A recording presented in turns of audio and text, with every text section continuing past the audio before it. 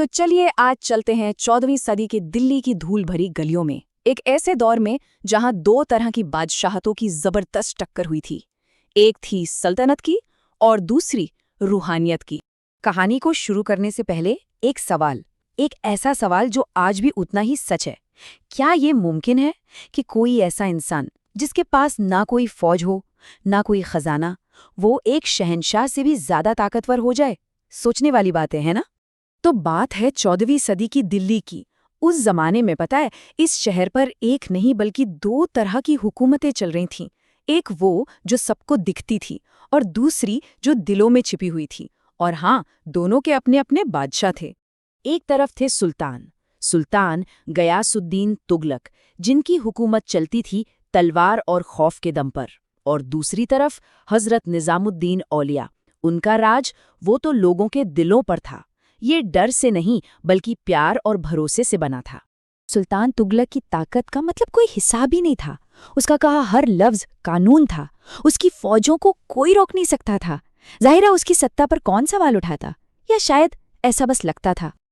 लेकिन ठीक उसी सुल्तान के आलीशान महल की परछाई में, एक छोटी सी खानकाह में, आप कह सकते हैं एक सूफी आश्रम में, एक बिल्कुल अलग ही तरह की ताकत चुपचाप पनप रही थी।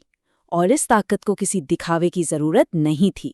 तो आखिर हजरत निजामुद्दीन औलिया की ताकत का राज था क्या? देखिए, उनकी खानकाह में भूखों को खाना मिलता था, जो परेशान थे उन्हें सुकून मिलता था, और जिन्हें समाज ने जैसे भुला ही दिया था उन्हें अपनापन महसूस होता था। इसीलिए तो लोग यहाँ डर से नहीं, उम्मीद और प्यार से खींचे चले आते थे।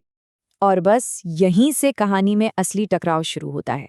वो मोड़ आता है जब एक संत की शोहरत इतनी ज्यादा बढ़ जाए कि वो सुल्तान की सत्ता के लिए एक चुनौती लगने लगे। सुल्तान के दरबार में ना कानाफूसी शुरू हो गई कि हुजूर, लोग तो तख्त से ज्यादा उस फकीर की बातें करते हैं। अब सोचिए, किसी भी शासक के लिए ये सिर्फ चिंता की बात नहीं थी, ये तो एक सीधा खतरा था। जाहिर सी बात है, संत के शागिर्द मतलब उनके शिष्य डर गए। वो भागे भागे हजरत निजामुद्दीन के पास आए और कहा, मालिक, सुल्तान का गुस्सा तो बढ़ता ही जा रहा है, खतरा बिल्कुल सर पर आ गया है। और जवाब में हजरत निजामुद्दीन औलिया ने क्या कहा? बड़ी ही शांति से उन्होंने कहा, जो खुदा के हो जाते हैं ना, उन्हें बादशाहों का खौफ नहीं होता। यही तो थी उनकी ताकत का असली स्रोत, ये निडरता। अब कहानी अपने सबसे अहम मोड़ पर आ पहुंचती है। सुल्तान एक बड़ी जंग जीतकर दिल्ली लौट रहा था, लेकिन इस बार उसकी वापसी के पीछे सिर्फ जीत का जश्न नहीं था, नहीं, बल्कि एक छिपा हुआ खतरनाक मकसद भी था। तो जंग में फतह के बाद सुल्तान की विशाल सेना ने दिल्ली की तरफ कूच किया। ऊपर से तो ये एक विजेता की घर वापसी लग रही थी, लेकिन सुल्तान के मन में कुछ और ही चल रहा था। ऐसा कहा जाता है कि सुल्तान ने मन में ठान लिया था, उसने तय कर लिया था कि दिल्ली पहुंचते ही वो इस संत की बढ़ती हुई ताकत का हमेशा के लिए अंत कर देगा। और बस यहीं पर कहानी का रुख पूरी तरह से बदल जाता है। एक ऐसा पल आता है जहां एक पूरी सल्तनत की ताकत को बस कुछ शांत शब्दों से चुनौती दी जाती है। जब हजरत निजामुद्दीन औलिया तक की खबर पहुंची ना, तो उन्होंने सिर्फ एक जुमला कहा, एक ऐसा जुमला जो इतिहास में हमेशा के लिए अमर हो गया। उन्होंने कहा, हनूज दिल्ली दूर अस्त, जिसका मतलब है दिल्ली अभी बहुत दूर है। उधर दूसरी तरफ सुल्तान के स्वागत की जोर शोर से तैयारियां चल रही थीं। दिल्ली के ठीक बाहर एक बहुत बड़ा, बहुत ही आलीशान मंडप बनाया गया। ये मानो उसकी दुनियावी ताकत का एक जीता जागता सबूत था। लेकिन इससे पहले कि सुल्तान दिल्ली में अपना कदम भी रख पाता, वो आलीशान मंडप वो अचानक ढह गया और सुल्तान उसी के मलबे में दबकर मर गया। और इस तरह वो बादशाह जो बड़ी बड़ी जमीनों और सल्तनतों पर हुकूमत करता था, वो अपनी ही राजधानी तक नहीं पहुंच सका।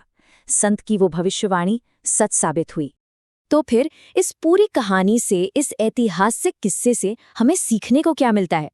असल में ये सिर्फ दो लोगों की टक्कर थी ही नहीं, ये तो ताकत के असली मतलब पर एक बहुत गहरी सोच है। सोचिए, सुल्तान की ताकत जबरदस्ती से बनी थी, जो लोगों को हुक्म मानने पर मजबूर करती थी, और वो ताकत एक मंडप के साथ ही ढह गई, खत्म हो गई। वहीं दूसरी ओर संत की ताकत प्यार से बनी थी, जो दिलों पर राज करती थी, और वो ताकत आज भी कहानियों में, लोगों की यादों में जिंदा है। तो आखिर में ये सवाल सिर्फ सुल्तानों के लिए नहीं, बल्कि शायद हम सब के लिए है कि जब किसी की भी महत्वाकांक्षा उसकी हकीकत से बहुत आगे निकल जाती है, तो क्या उसके लिए भी दिल्ली अभी दूर है? ये एक ऐसा सवाल है जिसका जवाब इतिहास हमें बार बार अलग अलग